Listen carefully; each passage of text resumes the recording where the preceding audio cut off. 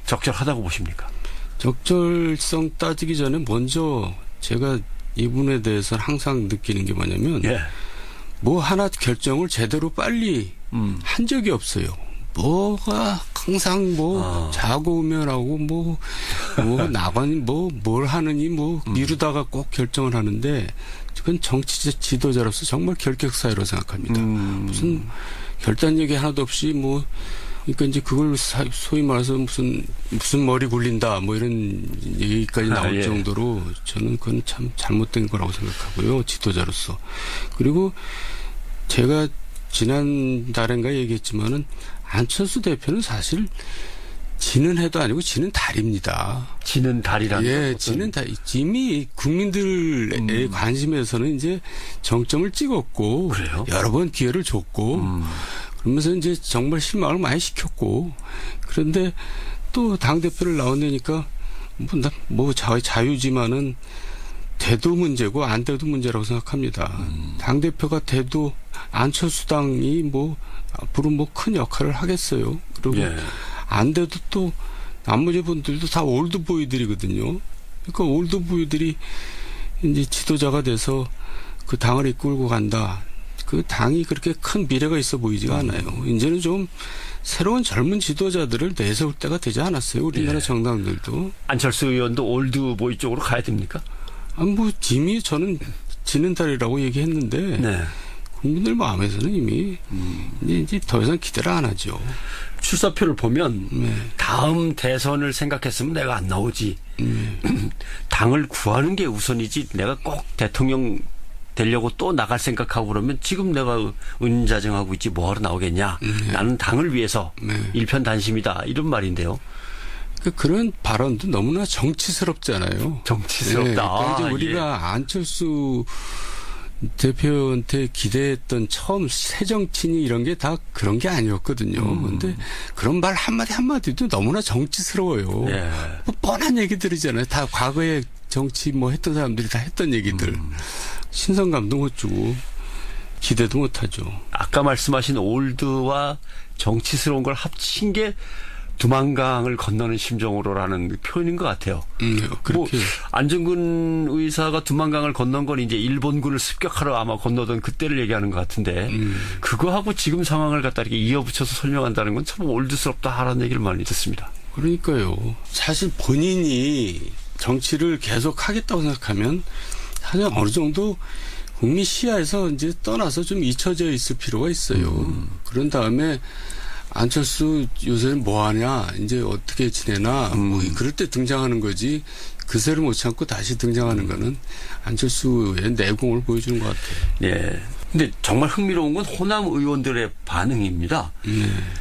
당신이 나와서 당권을 주겠다고 한다면 우리는 탈당해버리겠다. 이런 얘기까지 해야 될 상황인지는 잘 모르겠습니다. 지금 호남에서 국민의당 지지율이 10%거든요. 그러니까 이제 민주당이 60%인가 그렇게 되고. 그러니까 이제 안철수 얼굴 가지고는 호남 의원들이 다음에 재선하기 힘들다고 판단하는 거죠. 아. 그러니까 이제 일단 자기 문제이기 때문에 네. 그렇게 거부하는 거죠. 결국 내가 국회의원 자리를 유지하거나 아니면 다시 도전해보거나 하려면 호남을 기반으로 할 수밖에 없는데 국민의당 상황으로서는 안철수라는 얼굴을 내세워서는 호남에서는 정말 어렵다 이거군요. 네, 그렇습니다. 어떻게 보십니까? 국민의당은 호남당입니까? 호남당이 이제 아니죠, 현재로서는. 예. 그러니까 그렇게 민심이 참 조변석해해요. 지난 총선이 지난 지 얼마 지금 1년 이제 더 반도 안 지났는데 그렇게 벌써 민심이 변해 있는데 그건 자초한 거죠. 국민의당에서. 그렇게 했기 때문에 그렇게 된 거죠. 저는 국민의당이 과연 다음 총선까지 존속할 수 있을 것인가 그것도 좀 의문이에요. 왜냐하면 지금 재선이 어렵다 싶으면 다시 통합으로 움직일 거거든요. 호남 의원들은. 그러니까 지금부터 이제 거부 나오는 것 자체가 뭔가 이합 집산이 이제 이루어질 가능성을 좀 보여주고 있는 거죠. 그러면 한쪽에서는 민주당하고 또 한쪽에서는 바른정당하고 두 가지 움직임이 다 있을까요? 그렇죠. 민주당으로서도 얼마나 지금 깝깝합니까? 이제 국회 의석수 생각하면은. 예.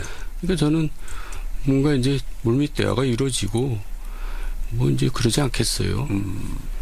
일부가 이제 민주당하고 합치고 나머지 또 일부가 바른정당하고 합치고 또 그러겠죠. 안철수 의원 얘기는 국민의당이라는 존재가 확실하게 정치 세력을 두툼히해서 전국정당으로 나와야 양당 구도 체제의 각종 좋지 않았던 점들이 사라지고 정치가 정상화되는 거다라고 하는 부분에서는 일리는 좀 있다고 보시는지요? 근데 이제 국민의정당이 뭐 호남의원 빼놓고는 뭐 수도권이나 충북권에 의원도 없잖아요. 그러니까 이제 자기가 그 나머지를 커버하겠다 그런 얘기인데 이제 그 옛날 안철수가 아니라니까요. 예. 본인만 지금 착각하고 있는 거지. 본인만.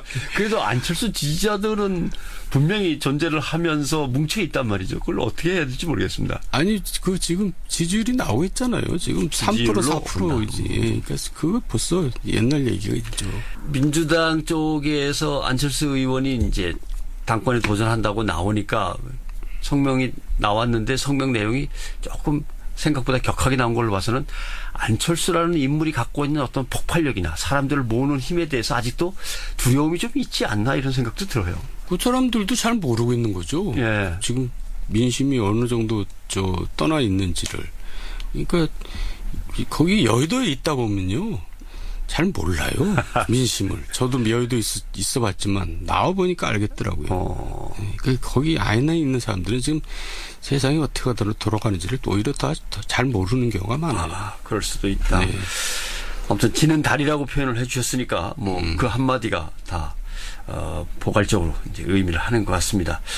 국민의당 쪽에서 안철수 의원을 반대하는 분들의 논리는 대선 패배나 제보 조작 이걸 빨리 싹 털고 가야 다음 총선에서 뭐가 그래도 걸리긴 걸릴 텐데 그걸 안고 가는 거나 마찬가지 아니냐 이제 그 얘기인 것 같습니다. 다음 총선보다도 지금 일단 지방선거 자체가 어렵죠. 예. 예.